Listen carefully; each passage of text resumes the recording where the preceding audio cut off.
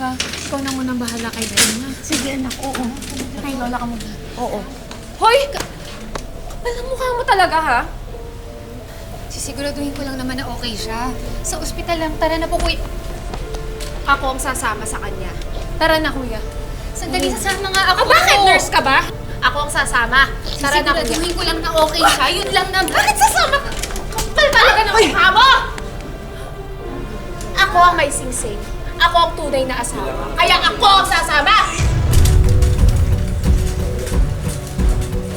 Kapal ng mukha ng babaeng yan.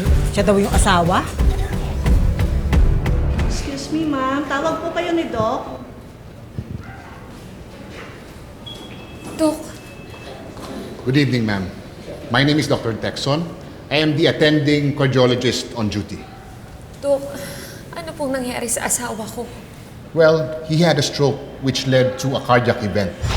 Kailangan pa natin ma-determine if we need to do an emergency bypass. And we will also do some tests.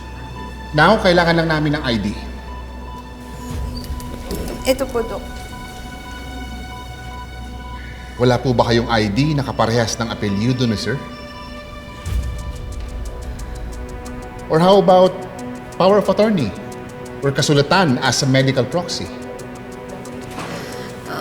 Dok, hindi po kasi kami mag-asawa.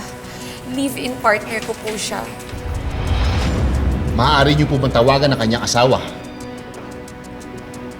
Hindi na ho kailangan. Nandito na ho ako.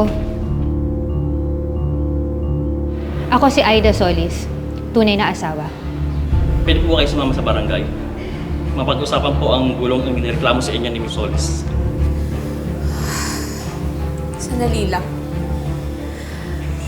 Aida, pirmahan mo na para maoperahan na agad si Frank.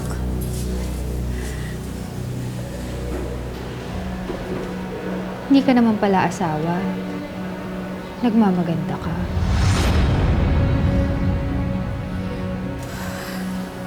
Aida, alam ko na hindi maganda yung pagkakakilala natin nung una.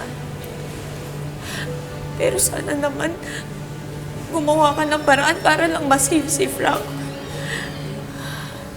Aida, kahit hindi na para sa ating dalawa.